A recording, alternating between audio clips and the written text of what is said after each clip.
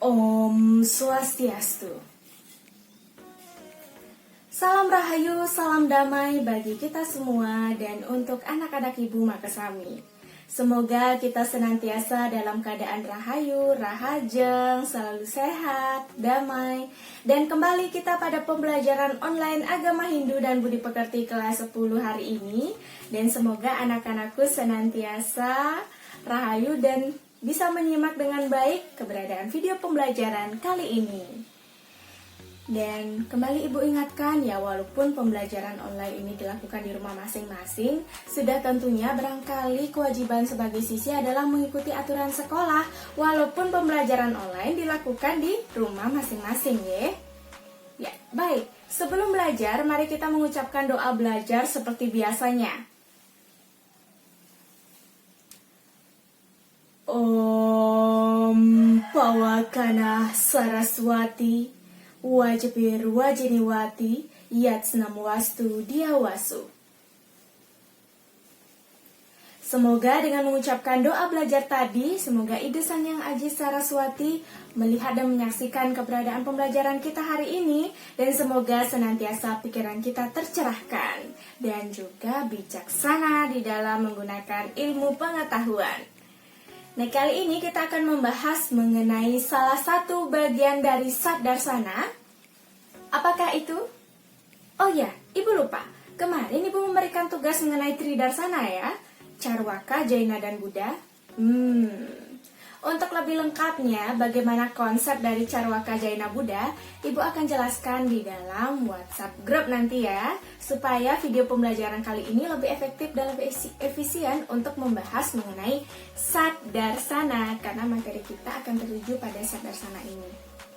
Nah, pertama, Satdarsana yang akan kita bahas adalah Nyaya Darsana. Sebelumnya, Ibu ingin bertanya, apakah Satdarsana ini termasuk kelompok Astika atau kelompok Nastika? Ada yang bisa menjawab? Ya, benar sekali.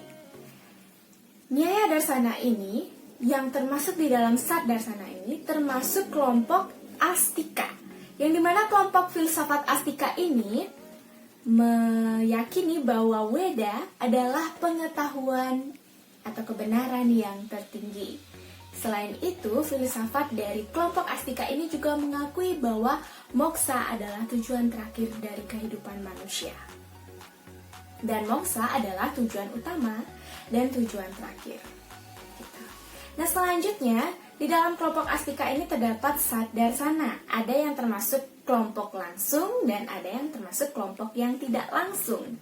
Nah, bagaimanakah anak-anakku sekalian kalau Nyaya Darsana ini termasuk kelompok langsung atau kelompok yang tidak langsung? Ayo, yang kemarin telah menyimak dengan baik video pembelajaran dari Ibu, siapa yang bisa menjawab? Ya, benar sekali. Nyaya Darsana ini termasuk kelompok tidak langsung. Mengapa kelompok filsafat yang tidak langsung? Artinya, Nyaya Darsana ini termasuk kelompok filsafat yang mengakui kebenaran Weda itu sebelum diakui kebenarannya di dalam Weda atau pengetahuan kebenaran yang tertinggi atau mutlak itu melalui proses-proses kebenaran tersendiri. Melalui pengamatan-pengamatan tersendiri yang diciptakan oleh filsafat itu sendiri. Nah, di dalam Nyaya Darsana ini, kalau kita simpulkan dari tadi, maka ia termasuk kelompok Astika dan juga termasuk kelompok tidak langsung di dalam Satdarsana. Nyaya Darsana ini didirikan oleh Resi Gautama sekitaran abad keempat sebelum Masehi. Nah, Resi Gautama mendirikan filsafat Nyaya Darsana ini berdasarkan ilmu perdebatan dan juga ilmu diskusi, di mana di dalam menghasilkan sistem filsafat ini menggunakan pendekatan nalar atau pendekatan logika untuk melihat dunia ini dan juga objek yang dilihat oleh panca indera kita dengan realistis. Jadi sifat ajaran dari Nyaya Darsana ini adalah realistis atau nyata bentuknya. Gitu. Jadi ada objek-objek pengetahuan yang diteliti oleh Nyaya Darsana ini. Di antaranya adalah ada Atman, kemudian ada Budi, Mana, kemudian Aparalagawa, kemudian ada dosa, adrasta, sebab akibat, aktivitas, dosa, dan masih banyak lagi. Di dalam objek-objek pengamatan dari si Nyaya Darsana ini, tentu ada perdebatan dan diskusi yang sangat panjang untuk menghasilkan sistem ajaran filsafat Nyaya ini. Karena memang pada dasarnya filsafat itu ya harus memang kita untuk mencari tahu lebih dalam, mencari tahu makna di balik makna apa yang terjadi di sekitaran kita, ataupun apa yang terjadi yang kita lihat setiap harinya, yang kita amati, begitu. Nah, di dalam Nyaya Darsana ini tentu mengandung ilmu perdebatan dan ilmu diskusi yang Ibu sebutkan tadi. Ada yang tahu namanya?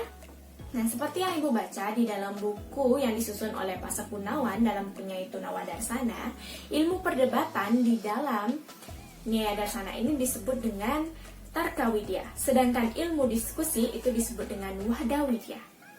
Dari ilmu perdebatan dan ilmu diskusi inilah maka terjadi metode-metode yang dipakai untuk mencari pengetahuan atau kebenaran itu sendiri. Supaya apa? Supaya pengetahuan yang kita amati dan kita cari itu teruji kebenarannya melalui metode-metode ini. Dan makanya filsafat Nyaya Darsana ini bersifat sangat kritis, bukan? Karena dia menggunakan pendekatan ilmiah dan pendekatan yang logis di dalam memahami apa?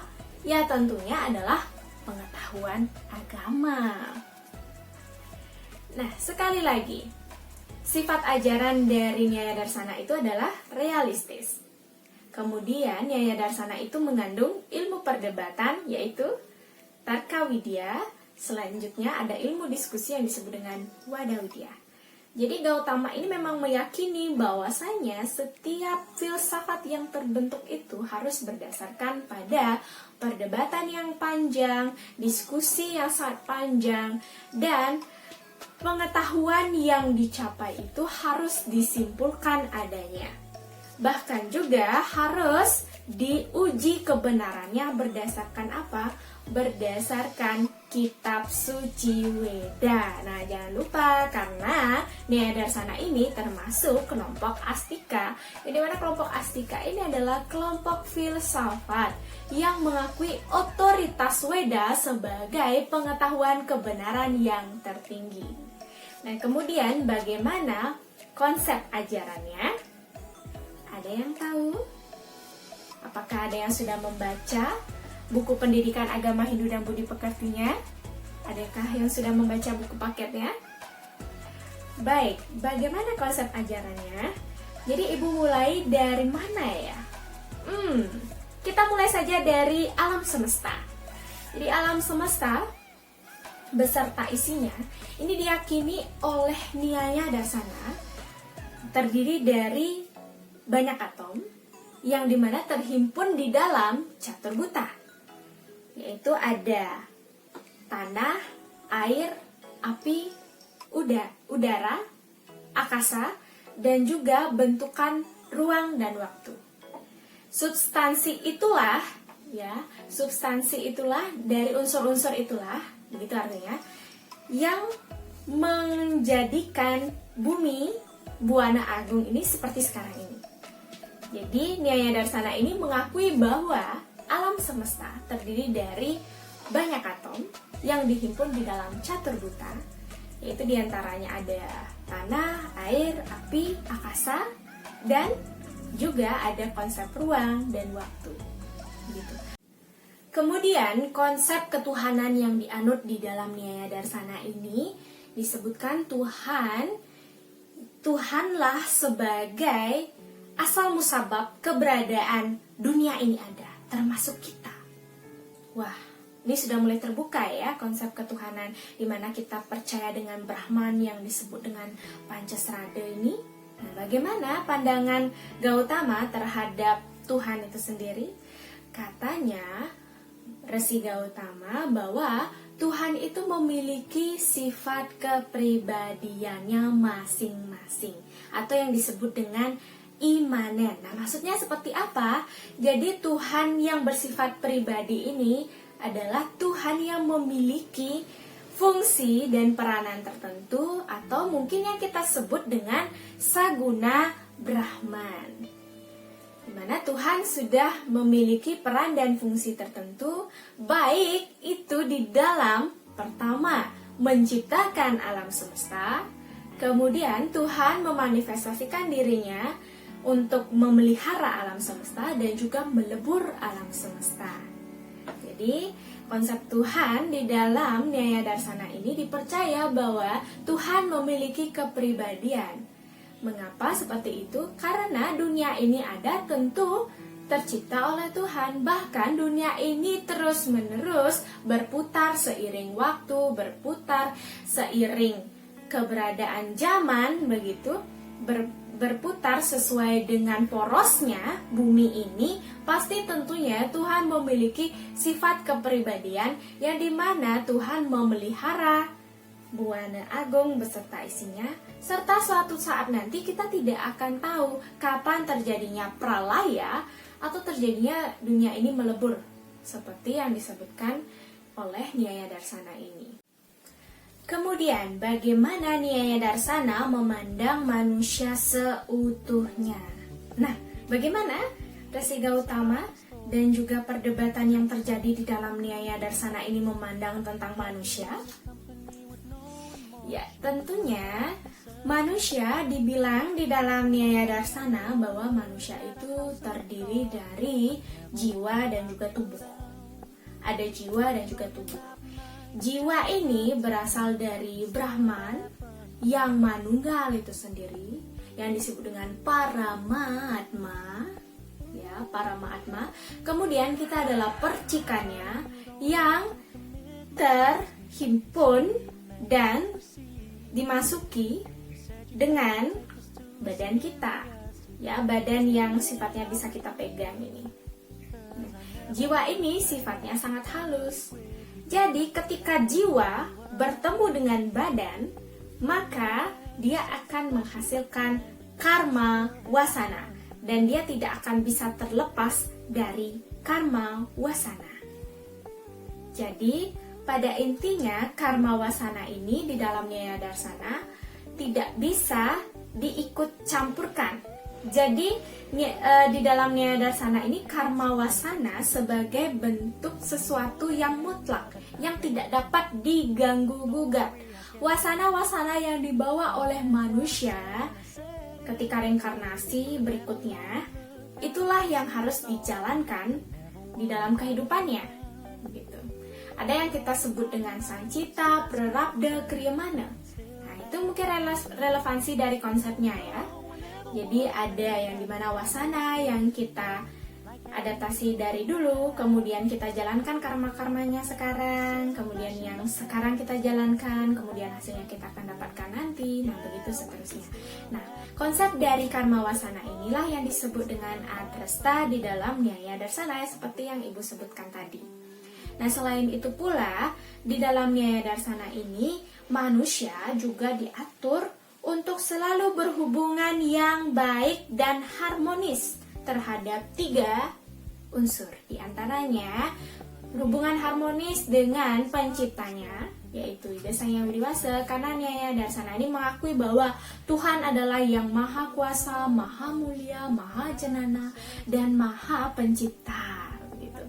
Nah, selain itu, juga manusia wajib hukumnya untuk menjaga hubungan harmonis dengan sesama manusia. Selanjutnya, manusia juga harus wajib menjaga hubungan harmonis dengan lingkungannya. Nah, ini bisa kita lihat di dalam konsepnya apa? Trihitakarana. Nah, ini Ibu baca sebelumnya di bukunya Pak Gunawan ya, dalam Nawa Darsana. Tujuan dari hidup manusia juga dikatakan di dalam Nyaya Darsana, yaitu mencapai kelepasan. Itu merupakan tujuan yang tertinggi di dalam hidup manusia. Mengapa demikian? Karena ketika jiwa dan juga para atma ini bersatu, jiwa, atman, dan juga Brahman ini bersatu, maka itulah yang disebut dengan kebahagiaan yang abadi dan juga mutlak adanya, tidak bisa diganggu-gugat. Ya. Jadi bisa saja manusia mengalami kebahagiaan dan juga kelepasan di dunia ini atau yang disebut dengan mukti. Tetapi kelepasan yang utama menurut Nyaya Darsana ini adalah kelepasan menuju Sang Paramaatma atau yang menciptakan kita. Dan ini merupakan entitas yang tertinggi atau identitas yang tertinggi menurut Nyaya Darsana.